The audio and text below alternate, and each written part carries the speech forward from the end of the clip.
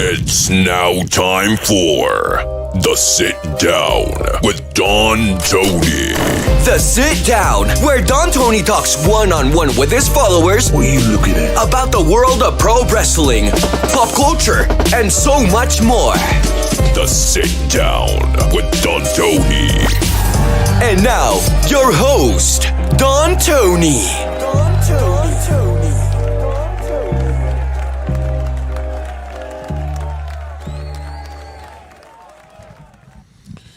All right. How's everybody doing this evening? It is January 21st, 2024. Welcome to the latest edition of The Sit Down. If I sound a little bit calmer today, I think I have to start pulling it back a notch on the shows. I actually watched a little bit of the show I did yesterday, and although funny at times and making valid points, I'm like, DT, pull back on the caffeine a little bit. No need to get overly excited about things, but hey, a week from this Monday, yours truly, I know you're probably getting sick and tired of it, but yours truly and Kev will be returning to Monday nights for the Don Tony and Kevin Castle show. Don't forget, go to the community section on YouTube and vote where you want this sit-down show to continue in 2 weeks. We could do it on a Friday night, a Saturday, or a Sunday. And, you know, I got a couple of late emails about doing a late night, like Friday night at midnight and Saturday night at midnight. I think that might be pushing it a little bit, my friends. You know, the whole idea is try to, like, you know, pull back a little bit on the stress level, add up a little bit of the sleep level. So your voting is going to determine where this show ends up. We actually started thinking about the idea of doing 2 Fridays a month and 2 Sundays a month. You know, like doing a Sunday night at 8 like we're doing right now, 2 times a month, and do 2 Fridays a month. So that's possible. I don't like rotating times, though, because then people start, oh, is this week Friday or is this week Sunday? So, you know, that's something being considered. I think what it's going to come down to is, people know by now, Friday nights at 10 is the leading vote getter. And I'm not stupid. I know that there's a lot of podcasts talking SmackDown on a Friday at 10 p.m., but this show is not about SmackDown recaps. Of course, we could have some overall thoughts about what we just seen because this show would start right after SmackDown ends. But if the turnout is light because there's so many shows going on a Friday night, then I'm going to keep this on Sunday. You know, there's no reason for me to stay up into the wee hours of the morning just to be somebody's third and fourth choice. You know, so the idea is doing it at a time where it's good for everyone, but you got to tune in. Right? Right. All right. Enough of my rambling. The Sit Down is live. What is the Sit Down? I call it the lazy show. It is the only show where we show up with nothing. Everybody who is live picks the questions and the topics of discussion for this show. Super chats are never required. They are appreciated. They help pay the bills. Buy me a couple of cannolis. As you could see, you know, the breast size is going down a little bit. I'll be honest with you. I dropped 5 pounds in the last 2 weeks. And you always get a little VIP treatment out of it. One thing I do want to let everybody know, tomorrow during the Raw post show, we're going to give away 5 more free memberships for this channel over here, which is cool because it'll be just in time for Tuesday. Because Kev and I, Tuesday night, we're going to be doing the Royal Rumble preview and prediction show. That'll be on our Discord at 10:15 p.m. And, you know, our channel members here will get a YouTube version of it. It will not be just one thumbnail. I am going to interject various thumbnails and screenshots as the show goes on. So if we're talking about a topic outside of the Royal Rumble, I will definitely post it. So it's not going to just be like, you know, you're hearing an audio podcast for 2 hours and there's only one thumbnail, take it or leave it. I will definitely, spice it up a little bit. So that'll be Tuesday. But I want to thank everybody for joining me tonight. And since quite a few super shout outs came in before we went live. And as we are doing it right now, let's get into them. And there's a couple of good questions here. I mean, none of the questions are bad. I do see a political one, and I don't like talking politics anymore, but you know, it's obviously a big news story. So somebody is asking for my thoughts on somebody dropping out of the presidential race. But before we even get to that point, let's do these in a little bit of an order here. Ronnie C., thank you very much for the 5 spot. Hello, DT in chat. I want to know your thoughts on Tama Tonga leaving New Japan. Do I think he ends up in the WWE? I think Tama Tonga, he's a good talent, but he's got to be in his 40s already. If I remember correctly, he was supposed to get a developmental deal in the mid-2000s, and it did not work out. I think Camacho got a spot, but he didn't. He's got to be older than 40. I don't see him WWE.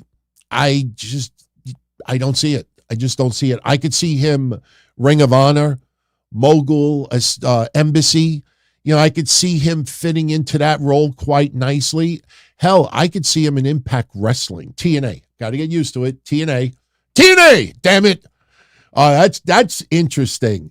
Kevin and I were talking about possibly coming back to Monday nights, and we legitimately made the decision to do so before Impact Wrestling announced they were going back to TNA. Anybody remembers vintage DTKC show? We were always up Dixie Carter's ass. Honestly, you know, if you went to the back door, you probably would have saw like a little tattoo of the Don, Tony, and Kevin Castle show on her ass. We were always on her ass. Not because it was the fun thing to do, but we were very critical. We praised TNA at times. You check out the retro shows. And, you know, our channel members here, the Made Men and Women, you're going to get a whole bunch of retro episodes starting probably next week. But, you know, it's interesting that as soon as we decide to come back, so does TNA. So that's going to be fun. But Tama Tonga, I don't see him WWE. I don't think he would really add much to the WWE programming. You know, he's somewhat charismatic. He's talented, but, you know, you got to look at the WWE universe. And the WWE universe is getting younger. If you see that 18 to 49 demo, you know, one thing that a lot of people don't talk about that much is that the average age of the AEW fan is going up and the average age of the WWE fan is going down. Not by a whole lot. And I think TNA's average age is over 50, you know, so I don't think Tama Tonga fits into the WWE regime. And even if he did, how far do you think he's going to go? I just don't see it. I could see him in TNA, or I could see him in AEW, or who knows? You know, he's in his 40s. You know, it doesn't mean that he wants to wrestle for the rest of his life. Maybe he does indies. Maybe he pulls back a little bit. Maybe he works California. So that's my honest take on that. Thank you, Ronnie. Oh, he sent another 5 spot. One more for you, DT. Where do I think Okada ends up? Look, I know that there's quite a few shows out there making a very big deal about Okada leaving New Japan Pro Wrestling. And deservingly so. Okada is New Japan's number 1 star. But he's New Japan's number 1 star. He's Japanese wrestling's number 1 star. He is not a major star in the United States. I know that's going to piss off some people out there, but if I went to a WWE live event and picked up a picture of Okada and said to 100 random fans, especially younger ones, who that? I guarantee you 90 of them would probably say, oh, that's a guy, he does a reality show on YouTube. You know, we can't say, oh, I think he delivers my food, because then that would be classified as racist in 2023. A lot of people just don't know Okada. Would Okada become a household name in WWE? Okada is extremely talented. If Triple H gave Okada enough time, Triple H and AJ Styles, Triple H and AJ Styles, Okada and AJ Styles, Okada and Finn Balor, Okada, Cody Rhodes. You could put 20 people, Okada and Nakamura. The bottom line is, will the fans care about it? Do you put him with Paul Heyman? Do you put him with a mouthpiece? You would need to. My honest opinion, Okada would be a great fit in TNA. It's not going to affect the ratings. TNA Impact brought in some very big names in 2023, and they did jack shit to the ratings. Okada is not going to make a dent in the ratings, and that kind of money that he would demand, I don't think that would be smart for TNA to do. What are you going to do, have Okada feud with Josh Alexander? Woohoo! You know, nothing against Josh Alexander. You need to have good opponents for Okada. WWE obviously has them, but so does AEW. I think Okada and AEW have already married, have already had their wedding night, have already had intercourse. I think they're already smoking cigarettes. It's just that the media out there wants to give you this perception that, oh, WWE wants Okada badly. WWE's got to have Okada. Triple H needs Okada. And he chose AEW. We called that with Jay White. We called that with Will Ospreay. We called that over and over and over and over again. You could see this a mile away. Plus, Kota Ibushi got injured. Kota Ibushi signed with AEW in November. Kota Ibushi has a broken ankle, required surgery, will be out for quite some time. Kota Ibushi is in his 40s.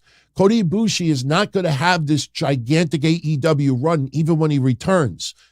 So there is a void right now after signing Kota Ibushi. Okada would be the ultimate signing for Tony Khan. It's the ultimate signing for Tony Khan. It's like what Logan Paul has, the Pokemon card around his neck. Tony Khan would have Okada is All Elite around his neck. He would have it tattooed like a tramp stamp above his ass. Okada will be in AEW. And I honestly think it's already happened. It obviously hasn't happened officially yet because he's still under New Japan contract until the end of January. And I even think he's working a few dates in February. But Okada, AEW, come on. With Kenny Omega, and you see that, come on. Come on. It's not hard. That's my honest take. I'd be very surprised if WWE landed Okada. What do? Throw him in NXT? Like, he's not going to trump the Judgment Day. He's not going to trump the Bloodline. He's not going to trump Cody Rhodes. He's not going to trump, a lot of major stars. Like, how do you fit him in? What's he going to do? Feud with Karrion Kross? Feud with Bobby Lashley? Feud with Gunther? That would be where he would fit in right now. And that's not bad. But is that really getting your money's worth with Okada? Who's going to be his mouthpiece? That's my take on it. One Fall, thank you for the 50 peso, my friend. Happy birthday, belated birthday. Hi, DT, my birthday was last Friday, and I can't enjoy it because of my job, and I can't watch the Royal Rumble for the same reason. Any advice? Yeah, watch the Rumble the next day or 2 days later. In fact, get some feedback from fans out there. Maybe there's spots of the Royal Rumble Premium Live event that might be a little skippable. I personally think everything with the Royal Rumble will be great, but hey, you got to make that money, man. There's many, many times that I'm working or something is going on and I can't see something live at that particular moment. No reason why you can't watch it the next day, and hey, if you have to work on your birthday, so be it. But happy birthday, my friend. Seriously. Don't sweat it. Don't sweat it. Because the great thing about today, it's not like pay-per-view 20 years ago that if you missed it, unless you recorded it with your VCR, you have to plan it. Like the replay is Wednesday and shit, I got to wait 3 days for the replay. You didn't have bootleg stuff on the net. You had some message boards and some chat rooms talking about wrestling events, but, you might get lucky if somebody had a real media stream And that was very, very rare. So happy belated birthday, One Fall. Much love. Much love. Mikey Rivella with a 10 spot. Thank you, Mikey. I know you don't like to talk about politics anymore, but I had to ask if I had any reaction to Ron DeSantis dropping out of the race. P.S. Can't wait for you and Kev's return next Monday. Again, this Tuesday, in 2 days, we'll be doing Royal Rumble predictions live. We'll be doing a Discord, to test it out, make sure everything is running smooth. So far, the Patreon side is working great. I don't think we'll have any issues on Tuesday. I think everybody will connect just fine. Join us. As far as Ron DeSantis dropping out, I think that was expected by a lot of people. He already endorsed Trump. I would not be surprised if Ron DeSantis is in the running for vice president nominee for Trump. A Trump-DeSantis ticket would obviously lock Florida. I mean, DeSantis already endorsed Trump. I want everybody to realize I'm not into politics anymore.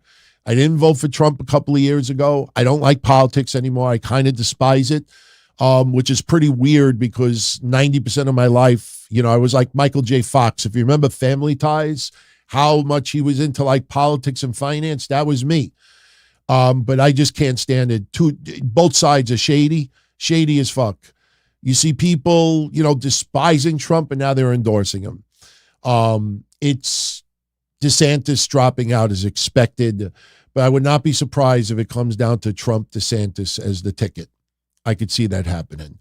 And look, I see Run DMG saying that Trump roasted DeSantis. He also said a lot of horrible stuff about Ted Cruz and his family. I know Ted Cruz was not the vice presidential nominee, but, Ted Cruz was right alongside him at the end of the day. Look, politics is brutal, but, put it this way, if DeSantis was so much against Trump, he wouldn't have already endorsed him. So that's my honest take with that. Mika does it. Can I do another interview with JD from New York? Well, that wasn't an interview. It was a discussion. Yeah, I'm all for it. Absolutely. If JD wants to do another one, I personally think if we do another one, we should do like a Q&A format, like give everybody an opportunity to send in some questions and we'll just do Q&A during the episode. I had fun doing it with JD. That was, about a year ago? So, yeah, if he wants to do another one, I'm all for it. Absolutely. Sticky Fingers Frank, thank you for the 2 spot, my friend. Thoughts on Tony Khan bringing back the rankings? I don't like it. And I give you one reason why. Pro wrestling is scripted. Breaking news. And I know what some of you are going to say. Oh, no shit, DT. Okay, here's the problem. You could have a wrestler, Daniel Garcia, for example, lose match after match after match after match. And he's 5-22. Or let's be a little bit more gentle and we'll say he's 10-12. And meanwhile, your internet darlings are, and honestly, I honestly think I would not be surprised if somehow Sting, ends up getting ranking number 1. The motherfucker's undefeated in his AEW career. And I'm just saying that lightheartedly. No, look, my problem with the rankings is that if you don't have AEW Dark anymore, and you don't have AEW Elevation anymore, when you have a wrestler that catches fire and you did not push them properly, you now have to pad them, and you have to maybe even have to wait weeks unless you do goddamn tournaments. And I'm tired of tournaments. Swerve Strickland. Swerve. You look at Swerve's record. Would Swerve be the number 1 contender right now? No. Oh, but he'll beat Evil Uno. He'll beat Jack Splat. He'll beat some dumb fuck.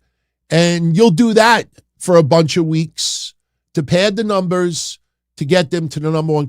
No, man, you got to go with vibes. You got to go with vibes. If somebody catches fire and you didn't see it coming and their record is not all that great, you push the motherfucker. You push them. You know, you don't just simply, and honestly, I think that's the reason why Hook got the match against Samoa Joe. I think that was the preface to Tony Khan bringing back the rankings. I don't really have I shouldn't say it's a bad idea. I'm just indifferent about it because, again, you see someone who has been misused, and then they catch fire, and you're like, how do we make this person a number one contender? Look at their stats. And then they have to beat a whole bunch of, I don't want to say nobodies, but you have to pad the numbers to justify it, unless they win a tournament. I don't like the rankings.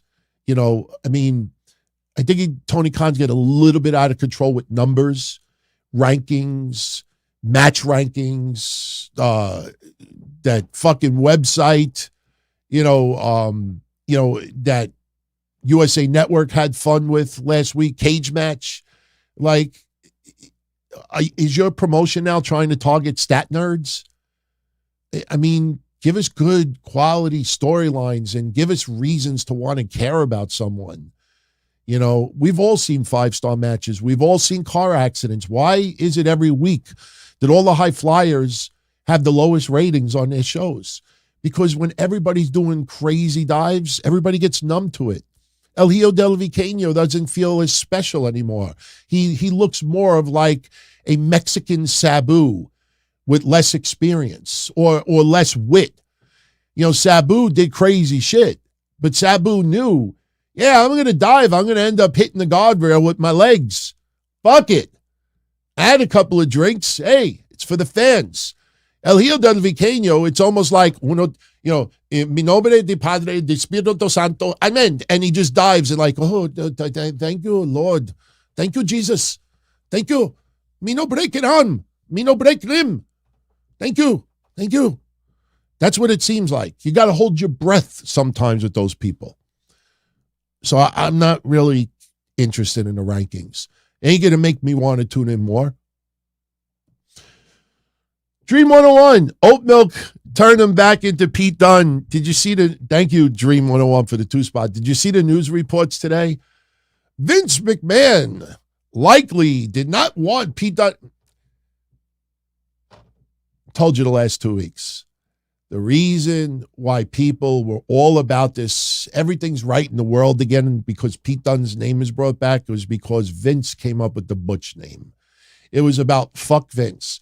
So now since Butch finally has the capability to use Pete Dunne again, now it's let's put a little Vince McMahon. Who do you think behind the scenes in WWE in the last 36 hours contacted WrestlingDickhead.com and said, hey, somebody told me that Vince McMahon didn't even want Butch on the main roster. You didn't say that a month ago, 6 months ago, a year ago. No, you say it 36 hours after Pete Dunne's name is brought back. Who do you think in WWE told those people? Nobody. When I get compliments for all of you, like, thank you for keeping shit straight up, this is a perfect example of it. People have to twist. They have to, put bullshit out there to get emotion, like, yeah, fuck you, Vince. And that's how you click on it. You get the attention.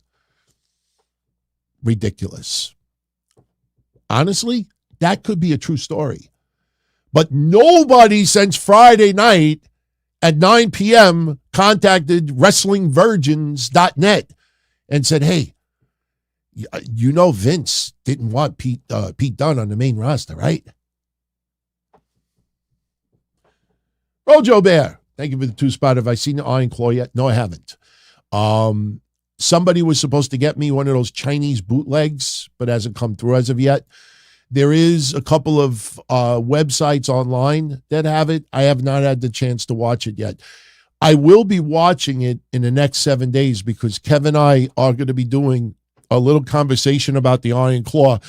Not the first episode we come back, but the second one, because Dark Side of the Ring 5, the rumored subjects are starting to float around, and we're going to kind of intertwine that with the Iron Claw. I definitely want to see it. Absolutely want to see it. And I already have the right mindset going into it. I know that things were exaggerated, tweaked for entertainment purposes. It's not a documentary, so to speak. It's loosely based on the Von Erich tragedy. They left a lot of very, very critical things out. They changed a few things because it's a movie. But the foundation was correct. I think it has the capability of winning some awards that's not related to a wrestling website. The feedback has been immense, and the acting in it was tremendous. And when people out there, that the worst thing that they could catch on to is whoever played Ric Flair, ridiculous. Ric Flair had nothing to do with the movie. Ric Flair was in the movie because he wrestled Kerry Von Erich, back in the day. It didn't matter. Of course, you don't want Ric Flair to come out wearing an afro or a crew cut or, like hair like me. Hey, my hair. Woo! You want it to somewhat resemble Ric Flair. But, yeah, that was the biggest complaint people had. I'm like, it's got to be a good movie then. Thank you, Rojo Bear.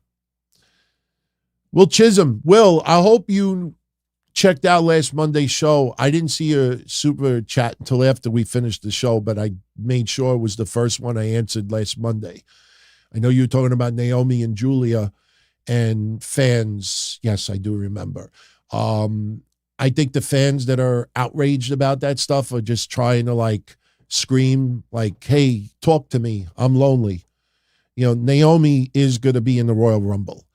Julia, I don't think it's the right time to bring her to WWE unless you're going to put her in NXT. Julia, I think, might be better suited in TNA or even AEW. We got to see what happens to Mercedes Moné. Camille might end up in AEW instead of NXT, and I think that might be a smart decision on Camille's part. You cannot have Sky Blue, Ruby Soho, and the same people rotating, like Deonna Purrazzo is going to go through the same thing now. Deonna Purrazzo, great addition for AEW, but you have to have, you remember when the women's evolution, revolution, the 4 horsewomen came to the main roster. That was a moment in women's wrestling in recent years that people look back on, and that's when they amped it up a notch. I think AEW needs one of those moments. They don't have to debut 4 people at the same night, but I think if you, within a month, 6 weeks, sign 3-4 top quality women, I think that could be looked back on in AEW in a very big way. 2024, early 2024, this was the turning point of women's wrestling in AEW. As of right now, that's not the case. But Will says today he doesn't get fans who act mad at wrestlers who go back to WWE. They act as if wrestlers are psyopied. Never heard of that word before. And have no brain. Look, the WWE environment has been very, very positive for a while. Naomi wanted to come back. This was the right time. I don't want to compare Naomi to Indy Hartwell, but I always go back to Indy Hartwell as a good example of it. A year and a half ago, about a year ago, you had all these posts, give Indy a chance, elevate Indy to the main roster, give Indy a chance. We even saw a petition or two. And Indy Hartwell, I absolutely loved in NXT. And she's definitely talented. But I said, bringing her to the main roster, what is she going to do? She going to replace Dana Brooke? Yes, I actually did say that about a year ago. So what is she going to do? Replace Dana Brooke? What is she going to do? Reform the Way? Go dating with Dexter Lumis again? Just for this? How is she going to leapfrog Rhea Ripley? Bianca Belair, Bayley, Io Sky, Asuka, and I'm leaving out Raquel Rodriguez, Becky Lynch. How do you leapfrog all of them? Look at Xia Li. Good one, Triple H. That's why everybody's like, oh, Triple H, Pete Dunne. And I'm like, yeah, Xia Li. Cameron Grimes. Dragon Lee. Oh, what happened to Dragon Lee? Did they leave his gear across the border? I just personally think for Naomi, she's already got that status. It's the right time for Naomi to come back. Especially with Charlotte's injury, that opens up opportunity for somebody. Could be Naomi, could be somebody else. But fans that just act like their balls are in the bunch, stay away from them. Stay away from them, because in the end, got to take the glasses off for this one. Can't break the glasses. I don't have too many pairs. Those fans who bitch and complain will be the first ones that'll make sure that their webcam is on. So when Naomi comes out in the Royal Rumble, they'll be like,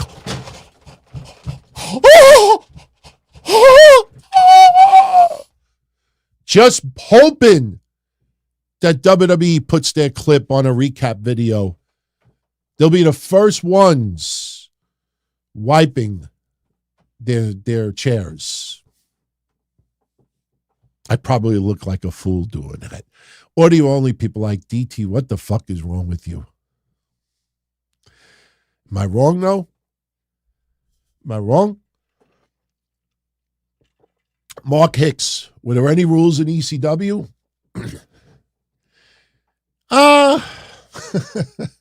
Yeah. I mean, the officials, let me put it this way.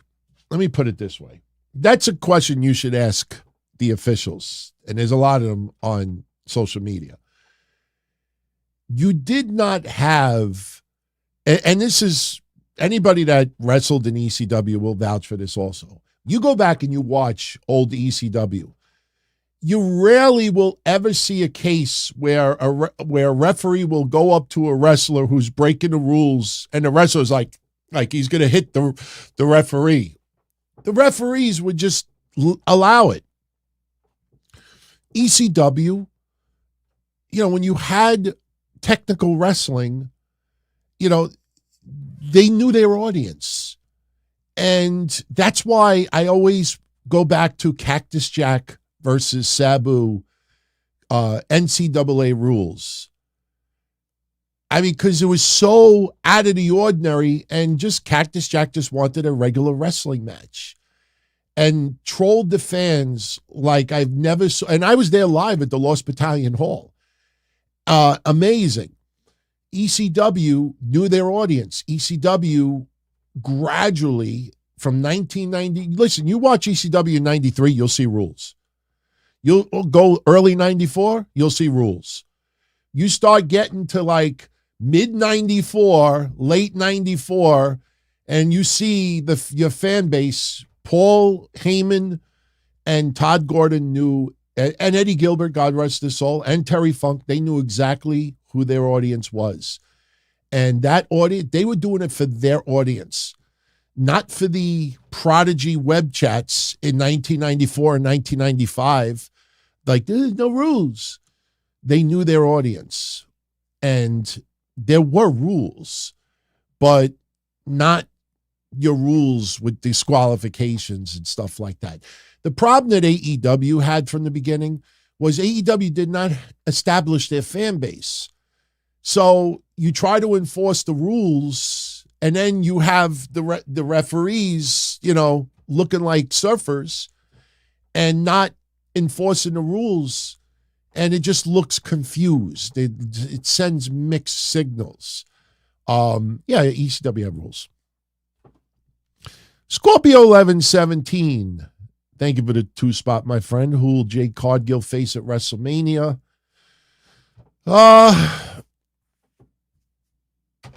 My early thought is Bianca Belair. My early thought was Bianca Belair. it's not a guarantee that she'll have a WrestleMania match. I know that sounds ridiculous. I think she will, but the thing, and we had this conversation a few days ago. Do you have Jade Cargill wrestle a competitive 7-minute match, or do you have Jade Cargill squash someone? You know what I mean? That's the problem. You don't want Jade Cargill to beat Bianca Belair in 2 minutes. And Bianca Belair probably deserves more. But I think Bayley versus Io Sky, everybody believes that will be a match. Rhea Ripley and Becky Lynch could very well be a match. Hey, who knows? Maybe we'll get a 3-way. Jade Cargill versus whoever, maybe Rhea Ripley versus Becky Lynch. For some, what's interesting about Jade Cargill? So a little fascinating thing's been going on online. I don't know if you've all seen it. But a majority of the people out there, when they talk about Jade Cargill, they have her on SmackDown. If you start paying attention and start really examining when people talk about Jade Cargill come to the main roster, 90% of the fans act as if she's already been signed to SmackDown. You don't hear many people bringing up Jade Cargill on Raw. And I have a feeling there is a good possibility Jade Cargill could end up on Raw.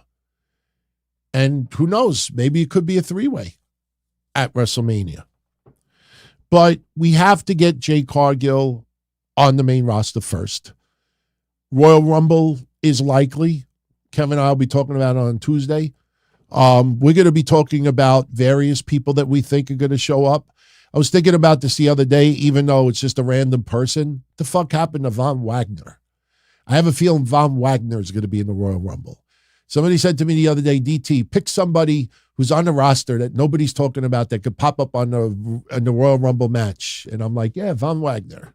But I think we have to get Jade Cargill on the main roster first and see what happens afterwards. She may end up staying in NXT for a little while. It's not a lock that she's going to be on that main roster. I think she will, but they're not going to rush it. I don't care who on the net bitches about it. WWE's not going to rush her. If they think she's not ready yet to be in that high-profile spot at WrestleMania, they won't do it. They'll have her stand and deliver instead. Roderick Howard says he could see Tiffany Stratton face Bianca at WrestleMania, not Jade Cargill. That is definitely possible. Tiffany Stratton, I think, remember, Naomi's returning, and we don't know what's going to happen with Mercedes Moné. Until Tuesday, not Tuesday, but until next Saturday comes and goes, we don't know. If she were to return at the Royal Rumble, then you got not only Jade Cargill likely, Naomi, Sasha Banks, that's 3 women now brought to that main roster, which means, you can't say less time for Nikki Cross. She ain't getting nothing. Can't say less time for Xia Li. She ain't getting nothing. But it's going to be less time for others. Where do they fit in? So I don't know if Tiffany Stratton going to the main roster right now would be smart. Look at Alba Fire and Isla Dawn. Look at what they did to them Friday. 7 months, no matches on TV. They come back 3 minutes and 11 seconds. 7 months. Nobody's talking about it. When you realize they can get 175 likes out of it, then they'll talk about it. Roderick also says Jade doesn't need to wrestle at Mania, have a debut at Stand and Deliver, and spend time in NXT. Well, it depends on her progress. If she is ready, they will bring her up. And with the Raw deal still not officially announced, do you put her on Raw, especially with that 3rd hour? It's definitely something. It feels like Raw could use another big women's star. It feels like it's Becky Lynch, Rhea Ripley, and everybody else. And yes, some other wrestlers on Raw on the women's side are very, very talented, but it feels like Becky Lynch, Rhea Ripley and everybody else. Benjamin preferred Butch, who came off as a British gangster and a tough guy. Pete Dunne looks like someone assigned female at birth. Well, I wouldn't go that far. Listen, whether he's Butch, Pete Dunne, Samantha, whatever you want to call Pete Dunne, he's only going to go so far in that main roster. So if there's going to be more fans that are going to be into Pete Dunne because he's Pete Dunne, why not? Why not? Seriously, when you have creative meetings, like, even if creative just is like Pete Dunne, I hate that fucking name. One thing that will tell you is that, WWE has not trademarked Pete Dunne as far as I know. I don't think they could I don't even think they could trademark the name. So, that's something added a norm as well. I think ultimately Michin will go back to Mia Yim, but I think they will also once in a while call Pete Dunne Butch. I think just out of habit. But to me, I don't care what you call him. It's how he is used. That's why I never had any issue with the Viking Raiders being called the Viking Raiders. Let me see what WWE does with them. And WWE had them do comedy with the Street Profits. And to me, it took an injury to to Eric to, have Ivar branch out as, not that goofy, somewhat lovable, but appears very smelly Viking, Shout out to Jimmy Fingers. Mr. Fingers. Typing in a 20 spot for yours truly. Thank you, Jimmy. Jimmy says, I've never rooted against AEW, but to me, between the injuries, Tony Khan's refusal to hand creative over to someone who knows how to do it, I feel they are circling the drain. TNA in their prime was a better product longer than AEW was. Well, here's what you got to realize. Who do you give creative to? AEW has more than one person in Tony Khan's ear creatively. Tony Khan has the final say in everything. So even if Tony Khan said, Chris Jericho, you head up creative from now on. Just run it across to me. Bryan Danielson, you handle creative. With all due respect, if you watch AEW closely, you look at Bryan Danielson's style, which people feel like, he's at his happiest right now because he's just a maniac, just out of control at times in his matches. I don't have an issue with his matches, but a lot of people feel like, well, that WWE would not allow him to do some of the stuff that he's doing in AEW. My point is, when you watch everybody do what they do in AEW, even if you do have Tony Khan give the creative to somebody else there, what makes you think that anything is going to change as far as what you see on TV? You have Luther out there, who I like, but you have Luther out there, not because he's, like one of the better managers of this, era. It's because he's connected with Chris Jericho. When you see Brandon Cutler and you see Jose the assistant and you see Mark Sterling and others, I have nothing against any of them. But what do they all have in common? That they work behind the scenes or they're very, very close with others that are in power. So they get opportunity. And you see some of the shit that you see and you say, like, why is this on my TV? It has no business being there. You hand the creative reins over to somebody else.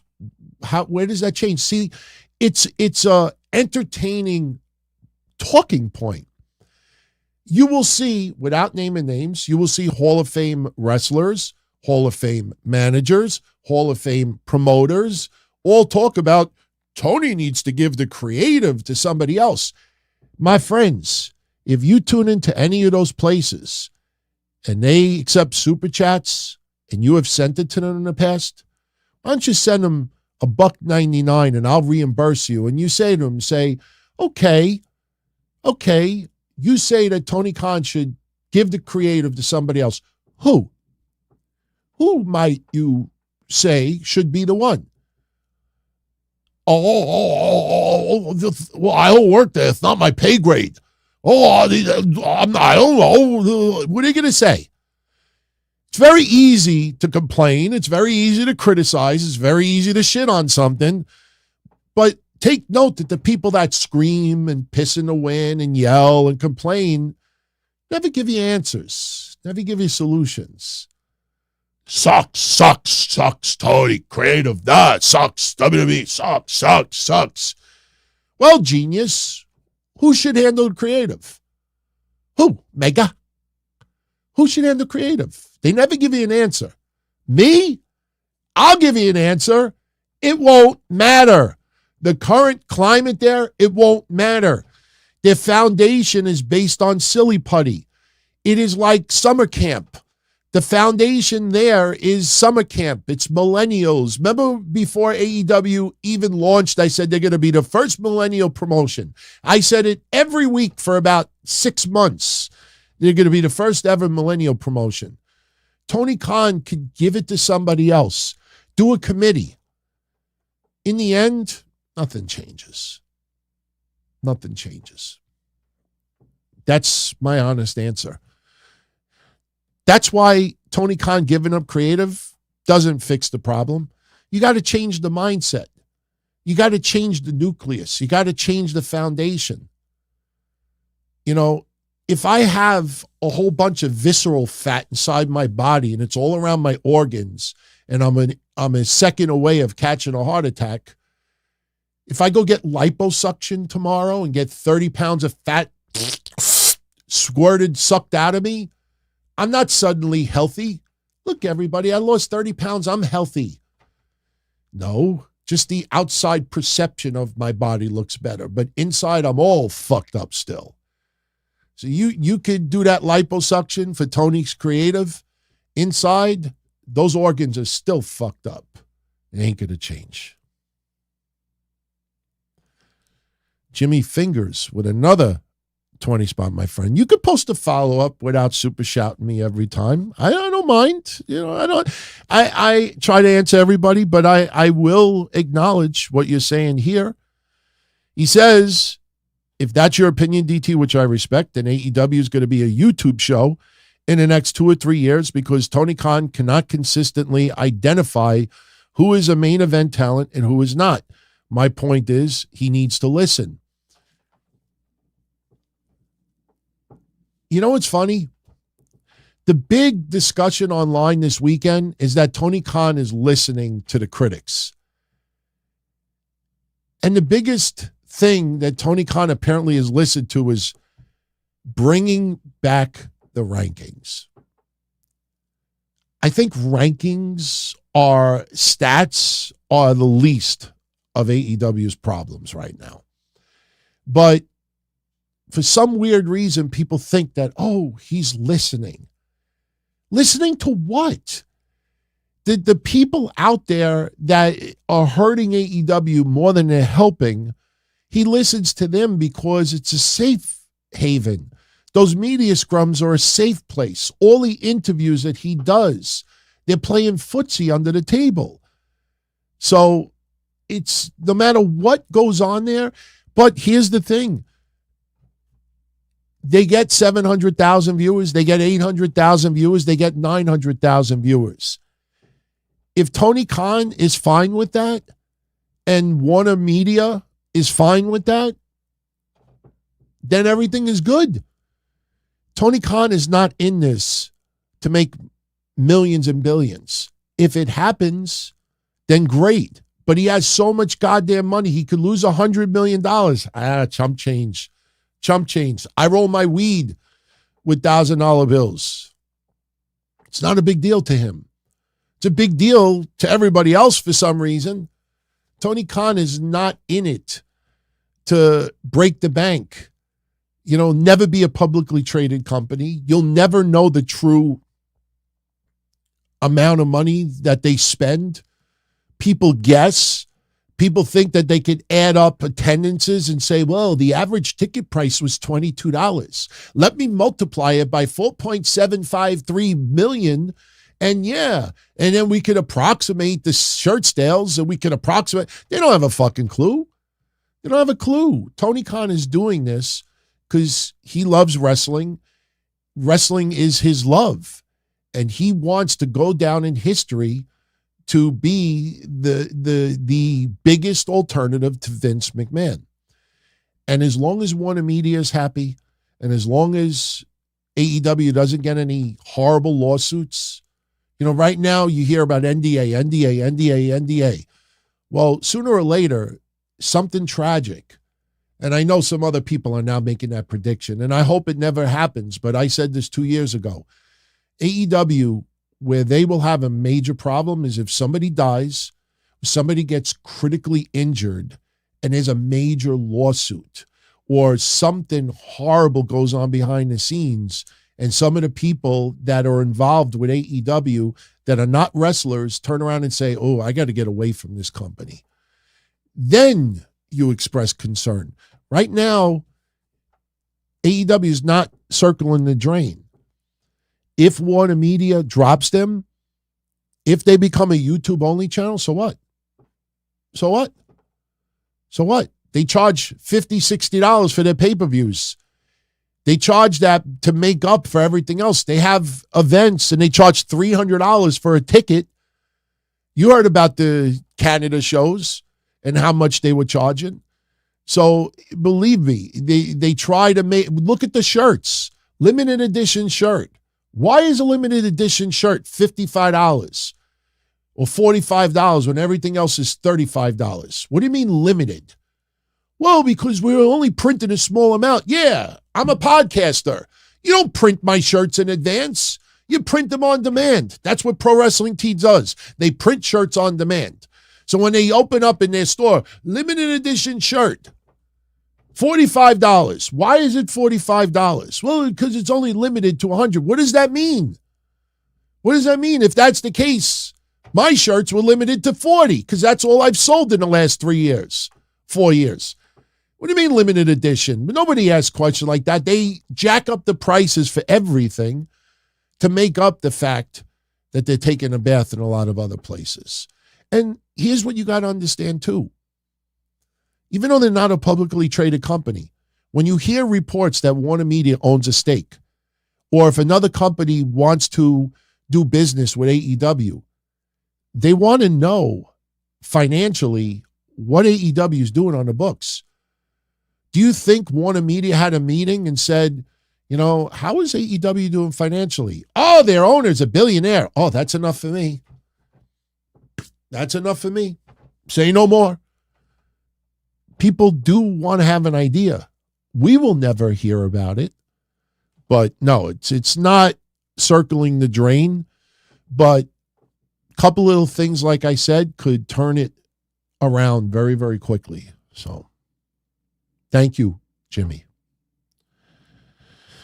Jeff Hardy's a walking liability. I think Jeff Hardy's career is almost over.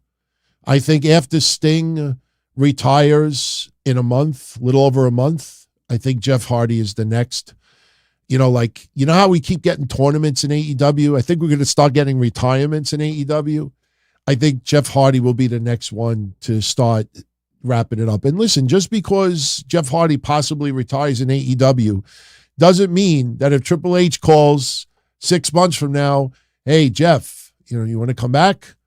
You think Jeff's going to say, no, I'm loyal to Tony. I retire. Look at what Ric Flair did to the WWE back in the day. If you want to go on a much smaller scale, look at Victoria. Everybody thought Victoria was retiring from wrestling, I think, and she left WWE and she went right to TNA, I think it was. Is Seth vacating on Mondays? Steven asks. I think he does. I think Seth Rollins, we talked about this in detail yesterday's show. I definitely recommend, if you didn't tune into yesterday's show, do it. We talked about it right at the beginning of the show. In 24 hours, we'll know. But my opinion, as far as what's going to happen, is Now, I'm the only person online that broke down the 3 types of tears that you could have in an MCL.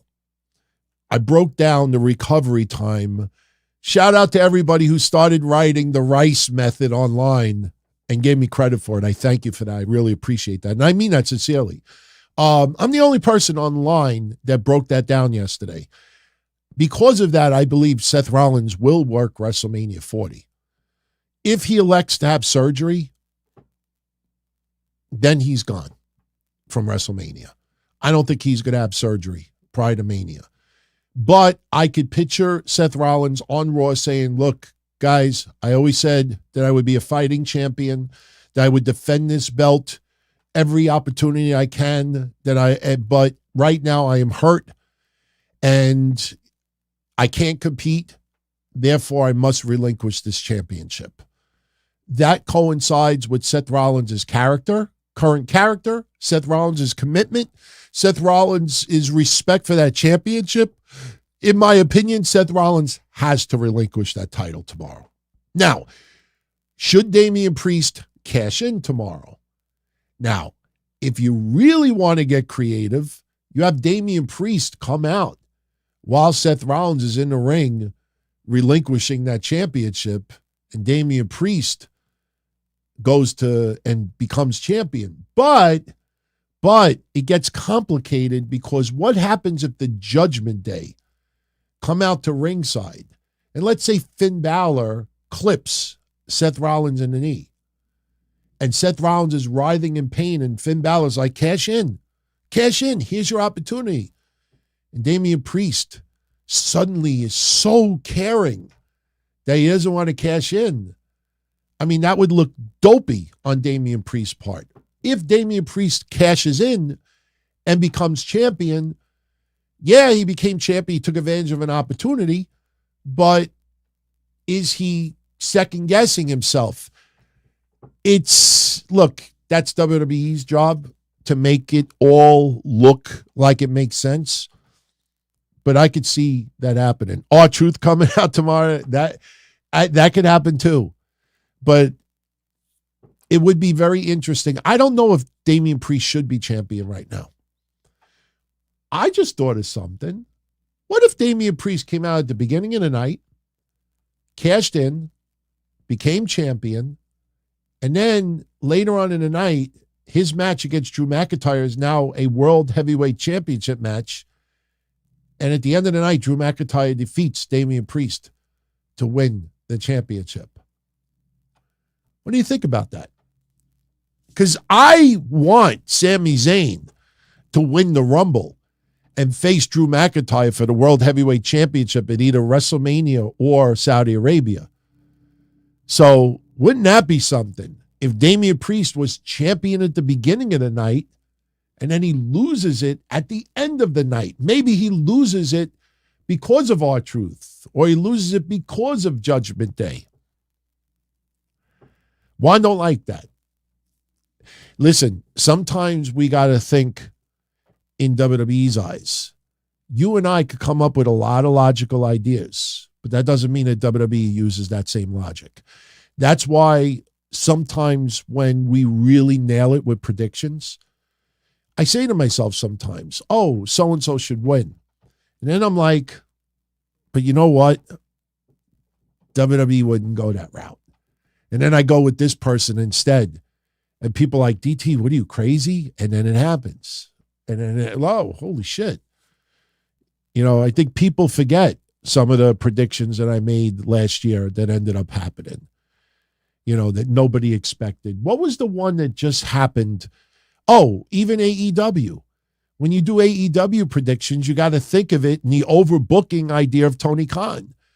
When Christian was going to face Adam Copeland for the TNT Championship, and I said, you know what, I wouldn't be surprised if we get the crackhead mom and the son get involved and Edge wins the championship, and then Killswitch wins the Battle Royal, and then Christian demands to get the rematch and ends up back with the title at the end of the night. Go check out my AEW predictions. That's exactly what I said. not because I'm a genius, but I thought to myself, how would AEW do it? Oh, okay. I get it. This whole Battle Royale thing, by the end of the night, people forget about the Battle Royal because it's already been cashed in. Oh, it was just for that night. Okay. Jay Calls, do I remember in 1997 when I saw the Montreal Screwjob? What was my first reaction? I thought the Screwjob, the night it happened, I thought Brett really did get screwed. When Brett spit in the face of Vince McMahon, I thought that was 100% real. I went on the internet later on that night, and a lot of people that were live in attendance said that he did the letters WCW. He could have done it on TV as well. I didn't. As soon as that happened and he spit on Vince, my computer was in a different room. I went right into my other room and I went online to talk to my friends about it. I started my wrestling hotline that year. So we covered it on the wrestling hotline. After that day, though, I thought it was storyline. I thought it was too convenient that the cameras were following Bret Hart all these months behind the scenes. And I always have asked this question to this day. What if Bret would have stood in the WWE? What if Bret Hart would have not gone to WCW? What would have the movie been? A day in the life of Bret Hart? A year in the life of Bret Hart? Like, what would have been the purpose of that documentary? What's the storyline? Just following him around? Stop following me. Like, really, if he would have remained, what was the point of that documentary? Just following him around? So I thought for a while it's too convenient. It's too convenient that the cameras happen to be there and everything just fits like a fucking glove. And the whole documentary, oh, I don't know if I'm going to leave. Oh, I'm going to stay. I got a 20-year contract. Oh, now I don't know if I can afford it. Oh, Bischoff wants me there. Oh, I don't do this. And blah, blah, blah, blah, blah, blah, blah, blah, and I got screwed. And, blah, blah, blah, and I'm in the... I'm like, it fits like a glove. What if he would have stood? What would have been the point? I would have been like, this documentary sucks. It's not even exciting. Why? Because Vader is talking soft? Like, really, what was so great about it if he would have remained? That documentary would have sucked. So for a while, I honestly thought, there were other reasons why I thought it was storyline. But to this day, I always say to myself, too convenient, too perfect to end up to have that documentary. You watch it from the beginning. If you've never seen Beyond the Mat, watch it. It's one of my favorite wrestling documentaries of all time. Easily top 2, top 3. Might be number 1 for me. Bret Hart Wrestling with Shadows. I still have my original VHS with the original cover art. Some people have said it's worth money. I don't know. I'm not looking to sell it. But Wrestling with Shadows, if you've never seen it or if you've seen it and haven't seen it in a long time, watch it again. But as you watch the entire documentary, say in the back of your mind, well, what if Bret would have stood? You know, and as you watch it, you would be like, wow, this sucks. Like, why is this being recorded? Mark Hicks is asking, why didn't Owen Hart become WWE champion? Owen Hart was never World Heavyweight Championship material at that time. I know. As the years go by and people miss him more and the love for Owen Hart builds, 50 years from now, Owen Hart should have been champion in 1985. Owen Hart was never positioned to become World Heavyweight Champion. The closest he could have possibly become was when he feuded with Bret Hart in 1994 or 5, whatever year it was. Owen Hart at most would have been IC champion. You had the Hogan era. So he was high energy, with Bret, whatever. Then you had Stone Cold and The Rock and DX, and Owen Hart was not on that level. Wasn't even close. And I loved Owen Hart. I loved him as a wrestler, loved his demeanor, always heard good things about him, friendly guy. You know, him, everybody had nothing but good things to say about him. But just because you were one of the most beloved, beautiful people that ever came across pro wrestling doesn't mean suddenly that you rewrite history and insist that, yes, Owen should have been champion. That's why you see people saying that about Brian Pillman now. Give it 5-10 more years. Brian Pillman should have been champion. No. At that time, Owen Hart was never on that level. Even when Brett went to WCW and Owen Hart was jumping the guardrail and attacking Triple H, it was still at most IC championship level. And anybody that tries to tell you otherwise either was not alive at that time, was not a wrestling fan at that time, or is intentionally lying to you to go against the grain or to try to be politically correct to get 500 likes. Just like today. Today, we found out Cody Rhodes will be on the cover of WWE 2K24. And you get a bunch of people online, oh, WWE, that's fucked up. Bray Wyatt should be on the cover. I love Bray Wyatt. In fact, I think I told the story the other day. Did I tell you all the story the other day about the Bray Wyatt statue in the back? Did I tell you about it? I might not have told you. I'll tell you in a second. I love Bray Wyatt. Bray Wyatt, I bought more merchandise and collectibles from him than anybody else in the last 20 years, easily. But just because he died tragically doesn't mean you put him on the cover. You want to do a special edition? Yeah. But also remember, there's a family that's grieving that might not be ready to do that. But because it emotionally hits, it, what do they say? How did they say it? It hits your strings. Then, oh, it must be right. No, it's not. When you actually break it down a little bit, no, it's not. As much as I would be fine with it, no.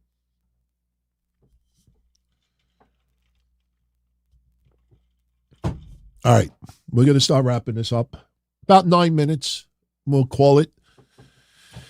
I thank you all for joining me tonight, by the way. Great conversation. Very much enjoy it.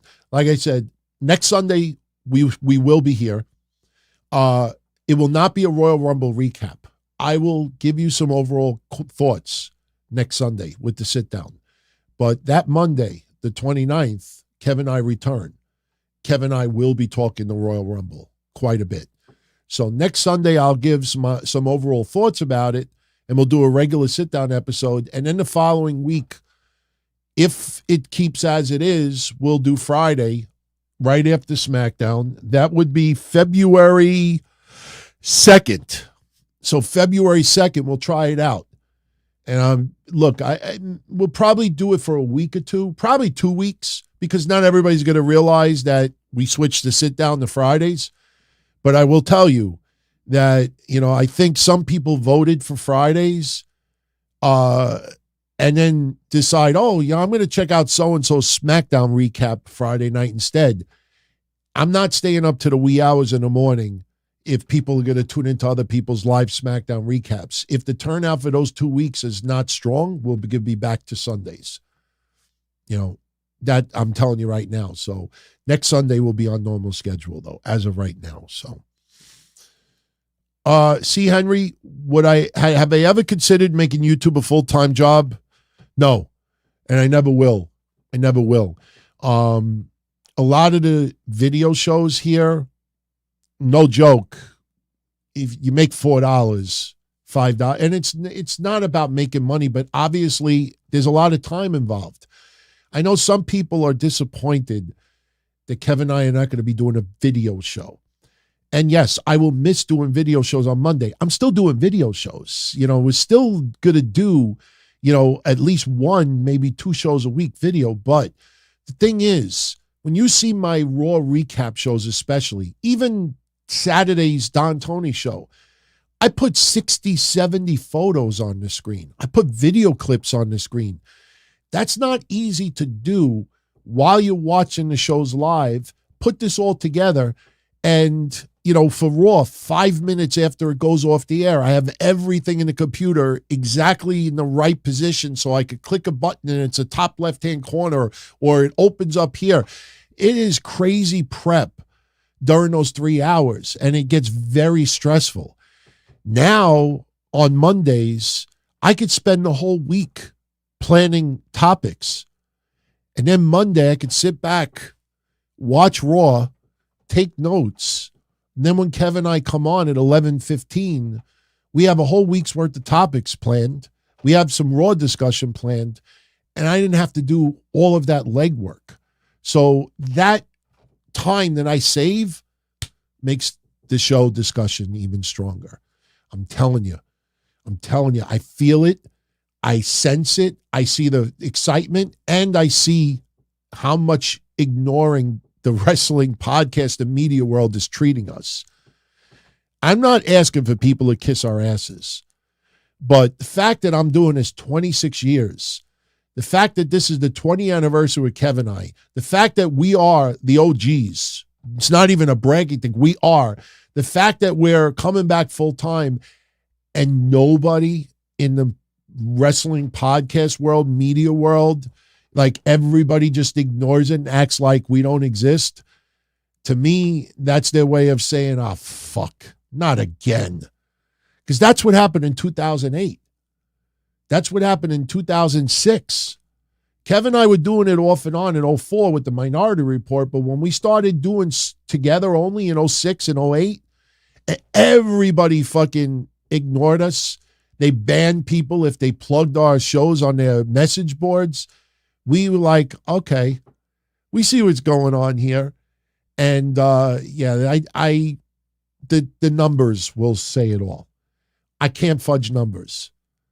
I can't. So, but no, I would never do this as a full-time job, because if I have a health emergency, if I get sued, if I say something really fucked up, if I lose my channel, what am I left with? That's why you see so much clickbait in the wrestling media world, because some people, they could brag about the houses they bought with the shows.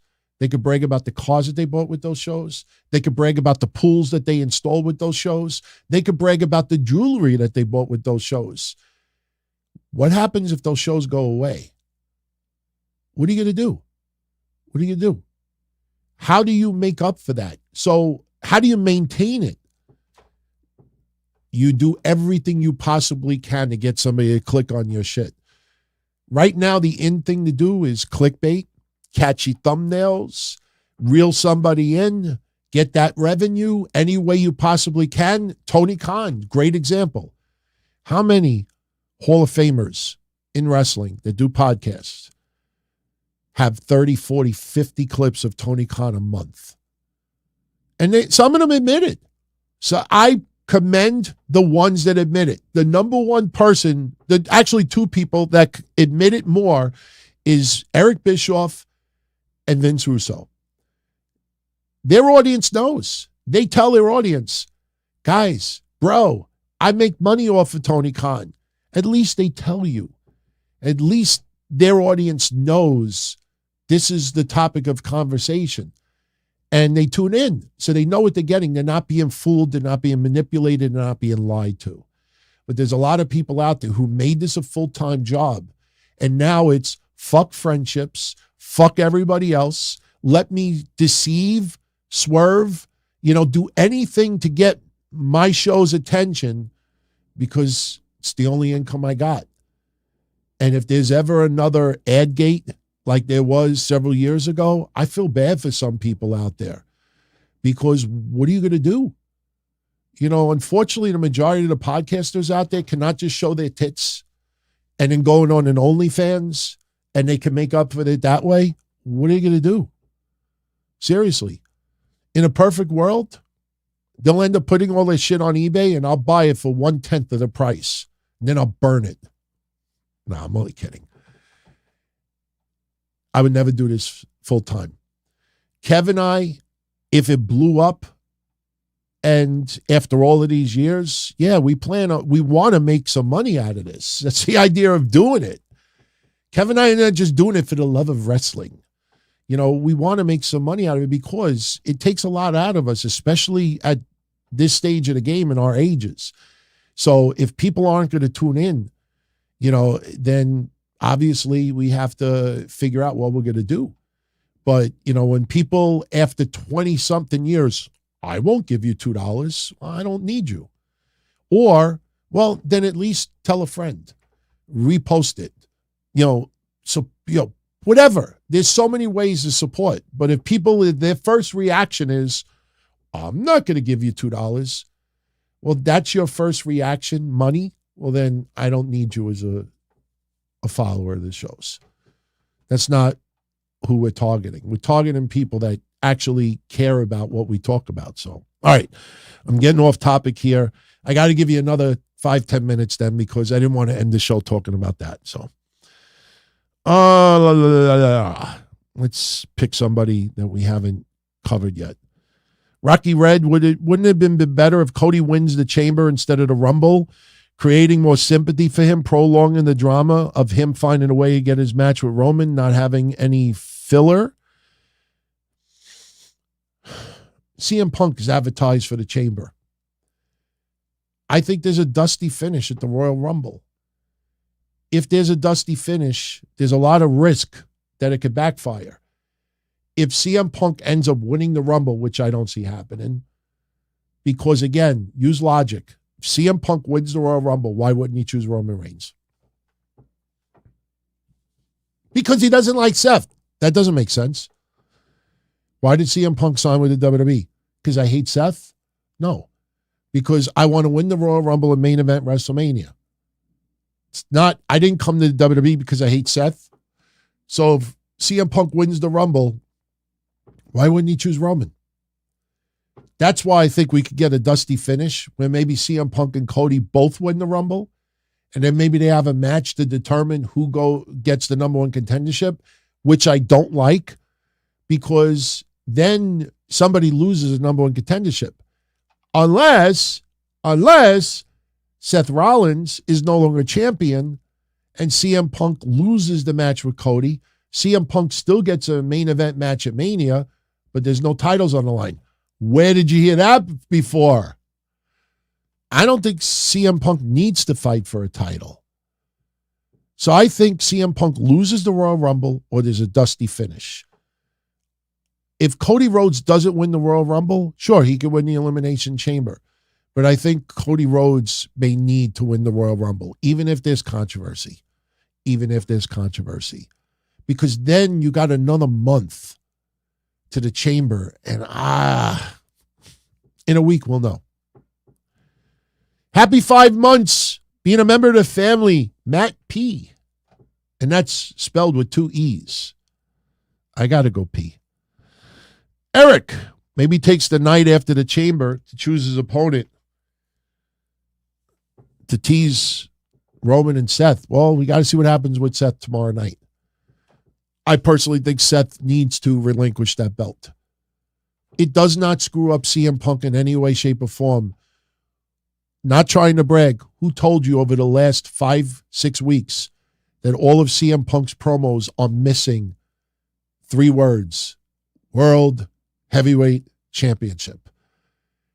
You always hear CM Punk say, I came back, make money, main event WrestleMania, win the Royal Rumble. You don't hear CM Punk saying, I came back, I want to win the Royal Rumble, main event WrestleMania, and take his title.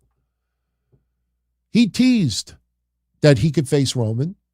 He teased that he could face the champion NXT. He teased that he could face Seth, because that's why you win the Royal Rumble. It gives you a championship opportunity.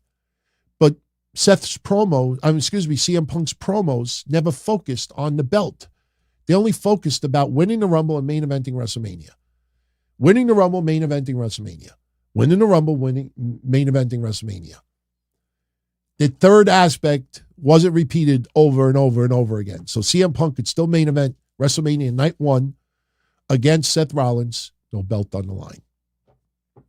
Jay Carlos, happy 23 months as a member of the family. Thank you. Thank you, Jay Carlos. Rado Coward, who's my early pick to face Dragunov at Stand and Deliver, since Trick and Mello will likely have their own match. It's not a given that Ilya will be champion by Stand and Deliver. There's a lot of people thinking that that Trick could win the championship beforehand. Mello comes out to celebrate, and then Mello kind of does what Ric Flair did to Terry Funk did to Ric Flair many moons ago. Or anybody you want to choose. Holds up Trick's hand high and then clotheslines him, beats the balls off of him. I don't know if that's going to happen. A lot of people think Dijak may end up becoming champion.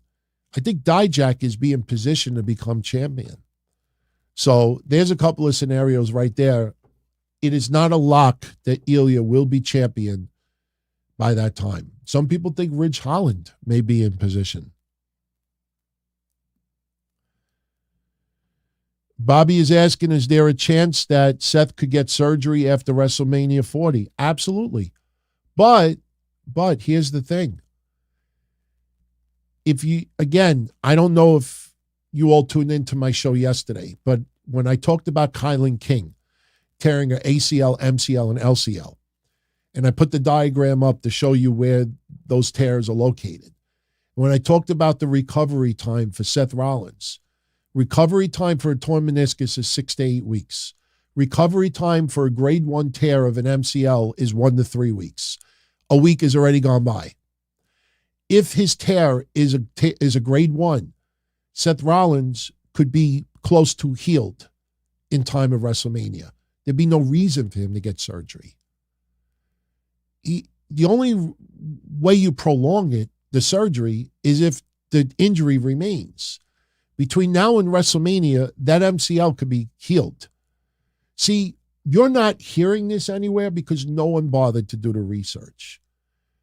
That's why I said yesterday, I think Seth is good to go for WrestleMania. And if it's a grade 1 tear, Seth may be close to healed by WrestleMania. There'd be no need for the surgery. Now, if something else were to tear at WrestleMania, then yeah, he may need to get surgery. But we have to pay very close attention what the extent of the tear is. I don't think WWE is going to reveal it, because if he's going to face Punk at Mania still, they may want to tease that Seth is out for a little while. And then Seth may surprise us at the Chamber or somewhere else where he calls out CM Punk. So they may make everybody believe on Raw this Monday that Seth is out. Not off WrestleMania, but no mention about appearing at WrestleMania. So we have to pay attention to maybe an interview Seth does with a media outlet out there, maybe the bump. Maybe that is where we learn what grade of a tear Seth had in his MCL. And that will tell you how much healed he will be by WrestleMania. Sean says, you're right, DT. CM Punk never mentions the championship. I take note. I'm very, very aware, and it all will come out. It'll all come out. And I think everything will be put together. So we'll see. We'll see. But obviously, look, some plans have changed with Seth's situation. But we got to see what happens with the title tomorrow night. And at around this time tomorrow, we will know. Right now, it's 9:30 p.m. on Sunday night, the 21st of January, 2024. In 24 hours from now, we will know what happened with Seth's championship. And we will see if someone lays him out. Maybe someone clips him in the knee with a weapon. Do I think it's CM Punk that does it? No. If anybody's going to say, do you think CM Punk attacks Seth Rollins tomorrow? No. They will keep CM Punk a babyface going into WrestleMania. You'll have dueling chants. CM Punk, and you have the serenading. Let's go Rollins, CM Punk. Let's go Rollins, CM Punk. Let's go Rollins, CM. Kind of reminds you of the Cena stuff, right? Let's go Cena, Cena sucks. Let's go Cena, CM Punk. That's what you will see at WrestleMania. Michael, he's saying if Rollins can't work Mania, who could CM Punk face? I don't even think that's a question. I don't even think it's a question. I'm not trying to dodge your question, but I did the research about MCL and meniscus tears. It's almost I don't want to say 100%, but it's close to 100%, in my opinion. CM Punk works WrestleMania. I mean, Seth Rollins works WrestleMania. So I don't even think that that's a question. If CM Punk, if Seth Rollins slipped today going to get the newspaper, and tore something else and he's out of WrestleMania, who could CM Punk face? I don't know. He could face, I haven't even thought about that. He would not face Cody Rhodes or Roman Reigns. That would not be a three-way. And I would have no problem if it was a three-way, but it wouldn't be that. It would not be Gunther. CM Punk would have to face, I don't know, Drew McIntyre? I don't know. But again, I don't even think it's a question right now. In 24 hours, but again, in 24 hours, we're not going to be told the extent of, even if WWE tomorrow says Seth Rollins requires surgery.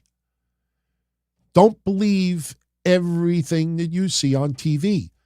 You will have 1,000 wrestling websites run with it and report it as news. But just because WWE says that doesn't mean, listen, unless you see Seth Rollins screenshots of him in the hospital at the operating table, just because they say that doesn't mean that it's actually going to be. Let's wait 24 hours and see what happens. But as far as I see, Seth Rollins should be good for WrestleMania. If he rests, does the Rice method, rest, ice, compression, elevation, and he wraps it, Seth Rollins will be good for WrestleMania. Do not buy into this clickbait shit. Listen, even my podcasting friends, some of them pull that shit. Do not buy into the podcasting clickbait that is going on right now. I went on YouTube yesterday before I did my show just to get a vibe as far as what people are putting out there. He blew out his knee, requires surgery, out 6 to 9 months. Some people even reported torn ACL, which is not, they don't even know the difference between ACL and an MCL. And I'm like, man, wow, you people are just fucked up. Like, you're intentionally giving misinformation. Let's wait a week and let's see what the actual diagnosis is. And that's why I do my own research. All right, 2 more questions, and we're going to finish this at exactly 90 minutes. Cause and effect. If I don't want to do Becky and Rhea, could we do Becky versus AJ Lee? Could absolutely do that. If you do Rhea Ripley and Jade Cargill. If you're going to do Rhea Ripley and Jade Cargill, then you do Becky Lynch and AJ Lee. Hell, why not possibly do a mixed tag then? If Seth Rollins is not going to be 100%, why not just possibly do a mixed tag? AJ Lee and CM Punk versus Seth Rollins and Becky Lynch. We're only saying this if Becky doesn't take on Rhea. Do a mixed tag. It would not. Would that be the main event of WrestleMania, though? Would people accept that as a main event for WrestleMania? I don't know. I don't think that's a main event for WrestleMania, though. I don't think. No, there's not Steve Austin versus CM Punk this year. I wouldn't put that a main event. CM Punk would have to go full-blown heel. And that's too soon of time. Again, we're putting all these ideas out there when we don't know what's going to happen with Seth Rollins. If Seth Rollins is out of WrestleMania, then all these ideas could be discussed. Right now, we're going on the idea that Seth is out because 98% of the places out there are teasing that. Let's wait and see. But I truthfully believe Seth Rollins versus CM Punk is still happening at WrestleMania 40. Punk and Goldberg for Goldberg's retirement match. Listen, Goldberg will retire in the WWE. He is getting a retirement match. The only question is, will it be Saudi Arabia or WrestleMania 41? Goldberg will get a retirement match. That is one of my predictions for 2024. It will be revealed Goldberg will get a retirement match in the WWE. We don't even know exactly when, but he will get one. Mark my words, he will get one. All right, everybody, I'm out of here. I hope you enjoyed this episode of The Sit Down. Once again, Monday night after Raw. Tomorrow will be the last Monday that I do this solo. Obviously, there'll be once in a blue moon that Kev will not be able to come on. So it's not, hey, we're not going to do a solo Monday show anymore. But right now, tomorrow night, the 22nd of January, will be my last solo Raw recap post-show for a little while. And tomorrow we're going to give away at least 5 more memberships to get a little sample of the memberships, and you get some DTKC content with it. And we'll go from there. Mr. Roog Dog says I didn't read the super chats. I must have missed yours. If Seth vacates, who is CM Punk's opponent at WrestleMania 40, we just discussed that. But shout out to Jimmy Fingers, though. Thank you for the 2-spot, Jimmy. We just had this whole conversation about it. Oh, my apologies, Mr. Rude Dog. You know what? I gotta hook you up with a shirt or something, because now I feel bad that he super shouted me just now to bring my attention. I did not see this. I don't know what it is with this software. Last week, Will Chisholm that happened to as well. Actually, we got it. Oh, I answered Jimmy. Okay, let me finish up then with Mr. Rube Dog. People hyped for Okada in AEW or WWE, but where were they when Okada was on Impact Access TV? What's that 100 logo? Actually, I can do that. I could do that here. No, I can't. I thought I could. Spot on, my friend. Spot on.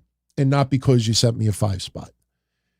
It's something that I've been saying all year in 2023 about Impact Wrestling. They had Jay White. They had Will Ospreay this past week. Thursday's TNA rating has not come out as of yet. Early preliminary numbers still have it under 100,000. We had Bullet Club on Impact in 2023. We had El Hijo del Viqueño. There were many stars in Impact Wrestling. None of them moved the number. I go back to the 90s, and if I had a favorite wrestler, oh shit, did you hear so-and-so is going to wrestle for Ted DiBiase's XWF? Oh, did you see so-and-so is going to be wrestling on Telemundo? Oh, so-and-so, he's going to be on this thing. If I had favorites and I had the opportunity to, now, yes, I admit it. We didn't have YouTube at that time. We didn't have, the capabilities of watching media online like we do now. But if I have favorites in wrestling and they're going to appear on TV, 9 times out of 10, I'm going to go out of my way to watch it because they're my favorites. All of these darlings that everybody gushes, not everybody, but certain people gush about online, Impact has them on and they won't watch. Please do not give me, well, they don't have access TV. Bullshit. bullshit. Because 9 times out of 10, you never hear them say, I don't have Access TV. Or, I didn't have Access TV, but I was able to watch it on YouTube or something else. You could watch TNA on YouTube 30 minutes after it airs on Thursdays on TV. None of these people move the numbers in Impact. When TNA changed their letters, this is a conversation Kev and I will be having maybe as soon as the 29th show. Do we think that changing the letters back to TNA is going to do anything? Who does that appeal? The 50 and over crowd. You know, like they post a lot of vintage stuff with AJ Styles, with Kurt Angle, with Samoa Joe, with Sting, with Abyss, and all this other stuff. And it's great shit. It's Christopher Daniels, great shit. But what about now? Like, I don't watch something now because something was great 10 years ago or 15 years ago. To me, my concern is changing those letters is like, you know what? Our brand on the shelf in the supermarket is not selling well. Let's change the label and let's make it a little bit more catchy. And maybe we could draw some people in. I mean, imagine if somebody starts watching TNA because the letters are TNA and not because they have big-time wrestlers there. Like, that's ass backwards. But you are spot on. You are absolutely spot on. Okada was there. Did anybody ever report like how pathetic the rating was with Okada on TV? Nobody talked about it. Nobody cared. And it's sad. It's sad. All right. Yeah, for those of you who are into football, the Chiefs have won. So I guess the Chiefs are going to the Super Bowl, right? Kansas City Chiefs. Shout out to our friends in Kansas City. I'm sure they're all celebrating tonight. I want to thank you all for joining me tonight as well. Much appreciated. It's going to be really, really interesting to see the Royal Rumble. It's going to be interesting to see what happens on Raw tomorrow. And one more quick plug for those that are interested. Tuesday, in the DTKC Discord. If you haven't signed up yet, it is dtkcdiscord.com. It's free. You have to be registered in order to tune in live. Kevin and I will be in there Tuesday at 10:15 p.m. doing a preview and predictions for the Rumble. We will definitely talk about what happens to Seth Rollins on Raw and see if it changes any of our predictions. We'll see if any other matches are added to it. I think WWE normally has 5 matches for Royal Rumble pay-per-view / premium live events. So we may get one additional match added to the card, but, we'll be obviously talking about who we believe is going to win, what happens afterwards, surprises, returns. There's going to be quite a few surprises this year, from Brock Lesnar to Naomi and others. But we're also going to get in some names that nobody is really talking about. And you got the Jade Cargill factor, dusty finishes. Will Gunther and Brock Lesnar have a little bit of an incident, which a lot of people are speculating. So there's definitely a lot of shit to get into on Tuesday. So I hope you could join us. And I'll be back here next Sunday night, 8:05 p.m. That'll be the day after the Royal Rumble. So I'm sure you'll have a lot on your mind to talk about. So my friends, thank you as always for the support. Much love. And I definitely will catch you all again either tomorrow night after Raw or Tuesday for the predictions or next Saturday. Don Tony. Well, actually, yeah, we are doing a Don Tony show next Saturday because it's 12 noon. It's 7 hours before the Royal Rumble. So we'll get that last SmackDown in there and we'll see anything that transpires. So we got one more week on regular schedule and then schedule starts tweaking. So be well, everybody. Much love as always, and I'll catch you all again soon. As far back as I can remember, I always wanted to be a podcaster. For me to live any other way was nuts. To me, those goody-good people who worked shitty jobs for bum paychecks and took the subway to work every day and worried about their bills were dead. I mean, they were suckers. They had no balls. If I wanted something, I just took it. I ran everything. I paid the bills. I paid the host.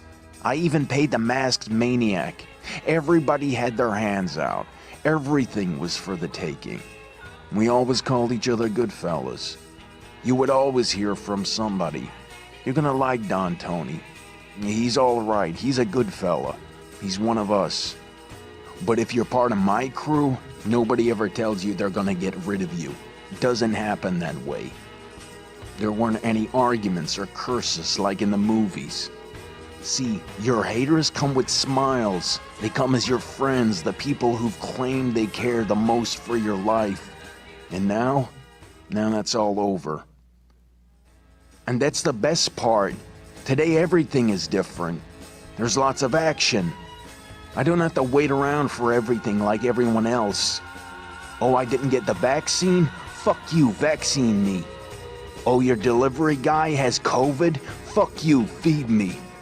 Right after I moved here, I ordered egg noodles and ketchup, and I got spaghetti with meat sauce.